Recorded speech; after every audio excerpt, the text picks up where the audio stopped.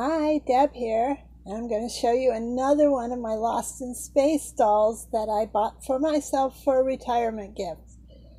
Um, this is Dr. John Robinson, Guy Williams, arguably the handsomest man who was ever on television.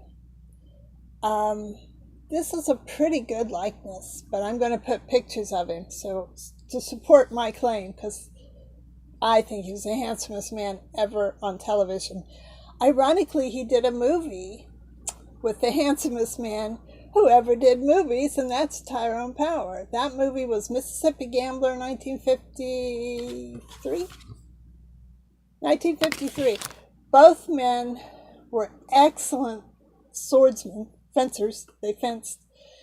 Both men played Zorro. He played Zorro on television, and Tyrone Power, of course, played him in the movies. But apparently the Zorro TV show, they've taken some episodes, put them together, and made two movies, which I want to see. The Sign of Zorro and Zorro the Avenger. Oh, I want to see those. Oops, knocked my microphone over. See what Guy Williams does to me. So handsome. This doll is Sci-Fi Metropolis doll, just like the Keeper that I showed you. And these are the box. I got them in the box. I got 3 of them for less than you'd pay for one. It was just meant to be.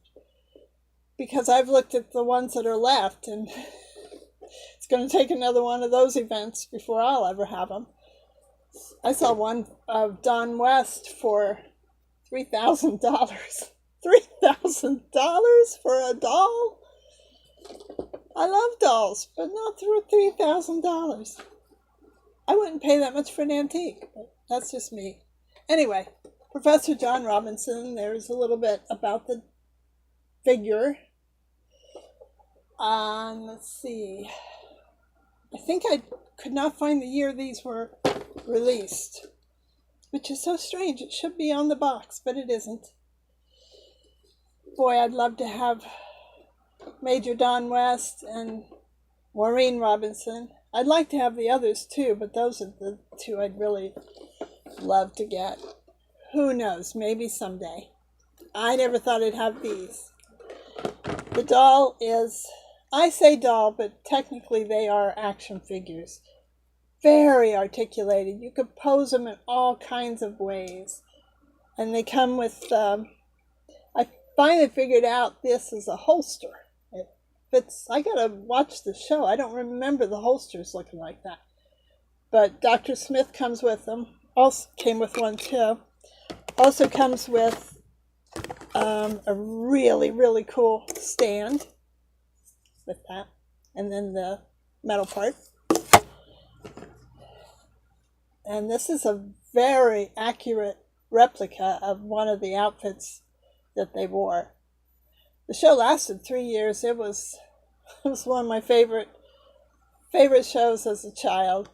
I still love to watch it. I'm not sure if it's not part of your memories, if you would cherish it as much as I. But the first season was a lot more serious, and it was in black and white. And the next 2 seasons were in vivid color. We didn't have a color TV, so I didn't see it in color till I got the DVDs. I thought, wow. I'm going to tell you a little bit of Guy Williams. He was born January 14th, 1924 in New York City. His given name was Armando Joseph Catalano. Name as handsome as him. Okay, he started out as a model, obviously. Please stay for the pictures. You just won't believe how handsome this man was. He got a break in playing Enola Gay in The Beginning or the End, about the atomic bomb, 1947. As I said, he did Mississippi Gambler. I haven't looked up the other movies he's done. He's done a lot of television. He played Zorro on television in 1957. I don't think I've ever seen one. I need to look in our DVDs and see if I have a copy. And, he was on Bonanza in 1959 when Parnell Roberts left, they brought him on to play Cousin Will, I think. Yeah, Cousin Will. And but then Parnell Roberts, I think, came back and they wrote him out. My mother was very upset at that.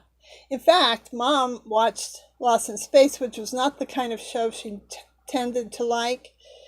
But because Guy Williams was on it, she watched it. But then the show went off in another direction, and his part was written.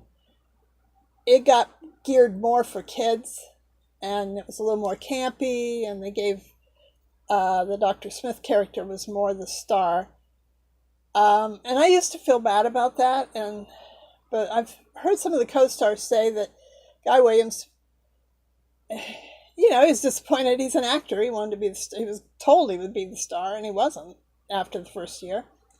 And but they said, you know what, he had free time, and he got paid what they promised to pay him, so he just went with it. So that speaks highly of him, doesn't it? Apparently, the Lost in Space cast all stayed friends, and that makes me happy. He went to, after the show and after, I don't know what he did after the series was canceled, but in '73 he went to Argentina, where Zorro was huge, and he was a mega, mega superstar. So that's where he lived out the rest of his life, in Argentina, being adored as he should have been. And that makes me happy to think he got to be happy. I think he might have been happy all along. So I hope so. Anyway, he died in 1989, April 30th. He had a brain aneurysm. He was married and he had 2 children. I met his son. Oh, such a nice man, and also handsome.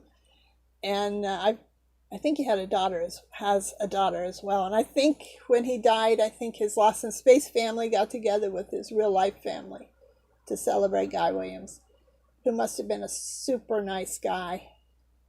I know he was a super handsome actor, and a talented actor too.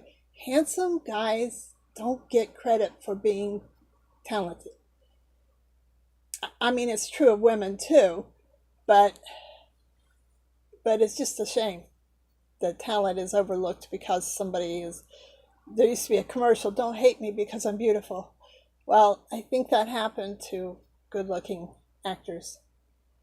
So, but I think I presented his life kind of sad, and it wasn't. I don't think it was. I think he was adored. And he's certainly adored by Lost in Space fans. So I am thrilled to share this doll with you, to tell you a little bit about Guy Williams. And I have another Lost in Space doll, 2 more Lost in Space dolls to show you.